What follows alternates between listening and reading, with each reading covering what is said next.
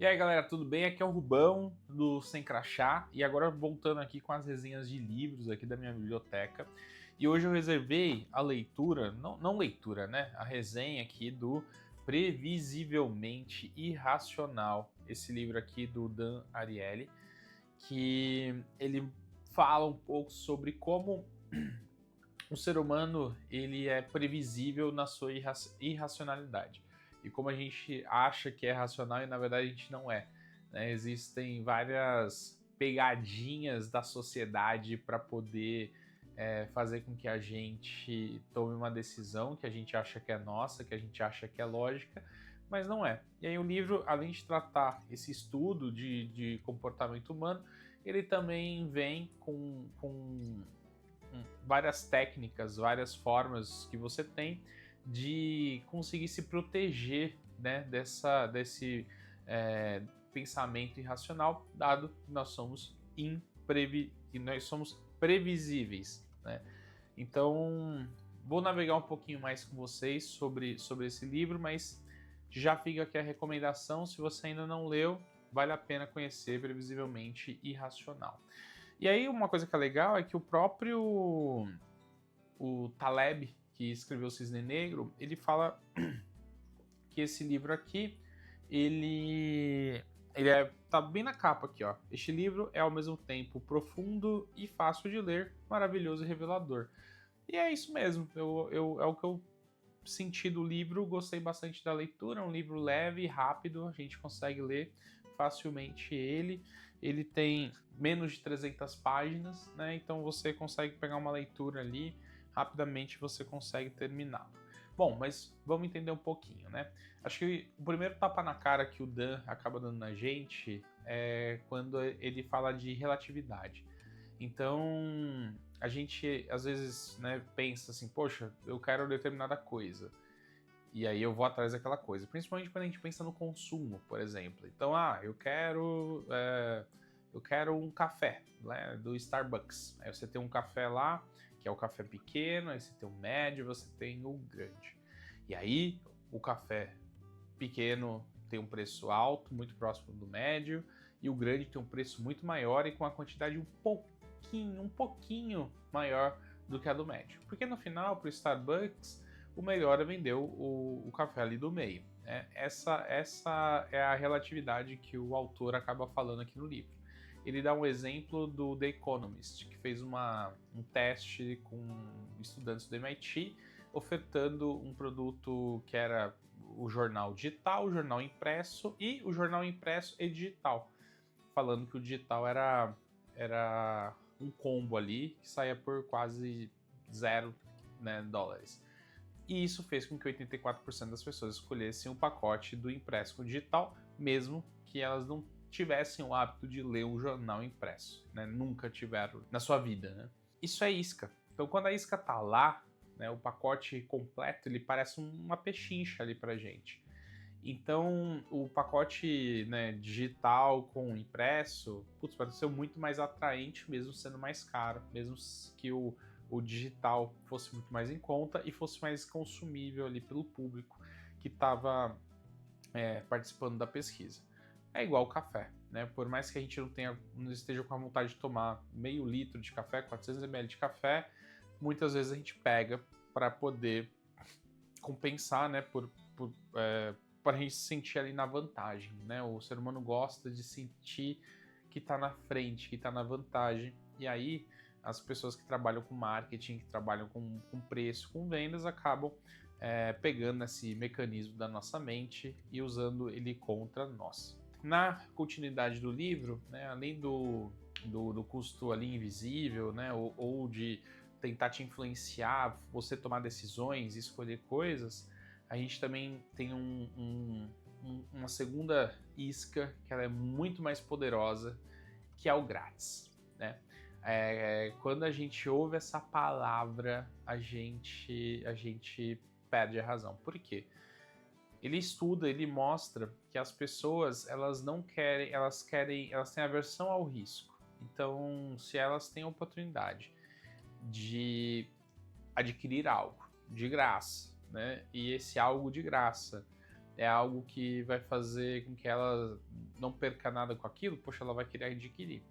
E aí, geralmente, você coloca algo grátis com algo que você quer vender. E aí você tenta encher aquele grátis, como se ele fosse até muitas vezes maior até do que o próprio produto principal, para que você consiga fazer com que as pessoas queiram aquilo que é grátis. E aí, querendo que é grátis, acaba adquirindo o produto principal, né?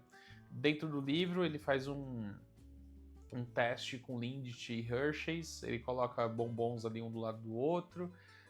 A Lindt tem uma qualidade maior do que a Hershey's, né, para quem conhece, só que os valores que ele tinha colocado eram tipo 15 centavos o Lindt, 1 centavo o Hershey's, e o Lindt estava vendendo mais, mas a partir do momento que ele colocou o Hershey's a 0 centavos e o Lindt a 14, as pessoas começaram a querer mais o Hershey's, não só porque estava mais barato, mas começaram a falar que ele era mais gostoso também. Então, olha como a mente da pessoa é. A pessoa quer estar sempre na vantagem. Então, quando você coloca algo grátis, você fala que essa pessoa está na vantagem por conta disso, ela se sente mais à vontade, né, de tomar a decisão por aqui. O terceiro, né, a terceira parte aqui do livro, ela é muito para a pessoa que confunde amizade com boleto, né? O autor aqui, ele fala que a gente vive em dois mundos, né? O mundo das normas sociais e o mundo das normas de mercado. Norma social é amizade, favores, comunidade, e o das normas de mercado é salário, preço, custo, benefício. E aí que ele mostra, né? Se você, por exemplo, vamos supor que a gente está numa comunidade, seu vizinho está se mudando e você vai lá e ajuda seu vizinho. Se você faz isso de coração, de bom grado, cara, você não vai se importar de fazer. Você vai achar muito legal, você vai se sentir bem até fazendo isso depois. E aí, se aquilo se torna algo pago, que alguém te dá um dinheiro por aquilo, ou te agradece de alguma forma, aquilo talvez já não seja tão interessante, no sentido de que, cara, a gente começa a questionar o tempo que a gente investiu, o esforço que a gente investiu naquilo. E aí aqui é onde entra essa análise do quanto a norma social e a norma de mercado, quando elas entram, né, elas vão ao encontro em algum momento, a gente acaba tendo uma ruptura na norma social e a norma de mercado acaba se sobressaindo. Então, é uma análise bem interessante sobre como as questões de preço, de valor, de tempo, elas têm dimensões diferentes a partir do momento que a gente faz algo porque a gente quer, por vontade própria, a gente faz algo com algum tipo de contrato de mercado. Falando aqui, né, de racionalidade, que é o tema principal do livro, a gente adora procrastinar, né? Dieta, academia, poupar dinheiro. E aqui o autor, ele prova que mesmo querendo fazer a coisa certa, a gente não consegue resistir à tentação imediata. Sabe aquele doutor do Medida Certa? Medida Certa não, aquele Quilos Mortais, o doutor Jekyll.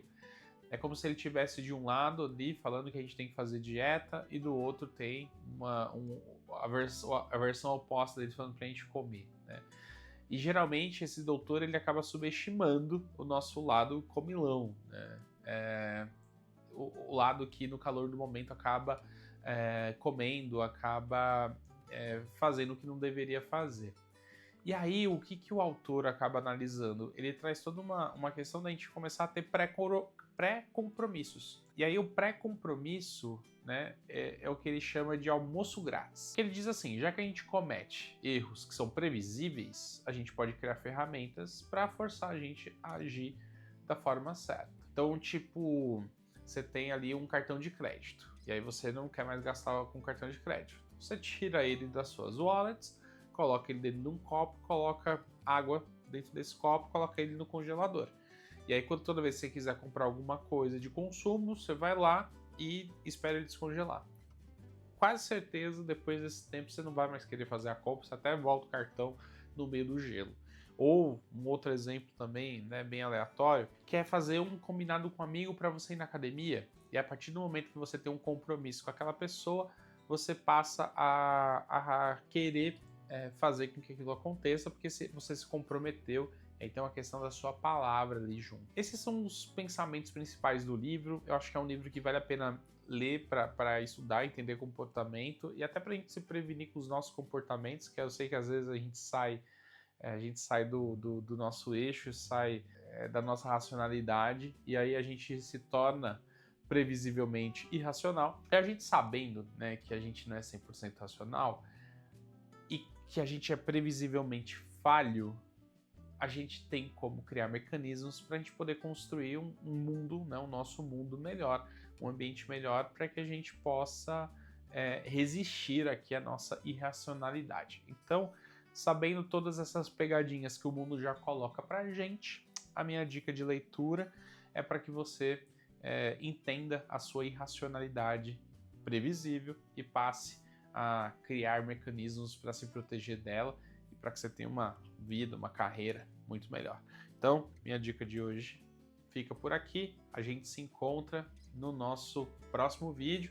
Se você curtiu esse vídeo, deixa seu like, se inscreve no canal, clica no sininho para você ouvir outros vídeos como esse e dá uma navegada. Às vezes tem algum outro conteúdo que você possa se interessar.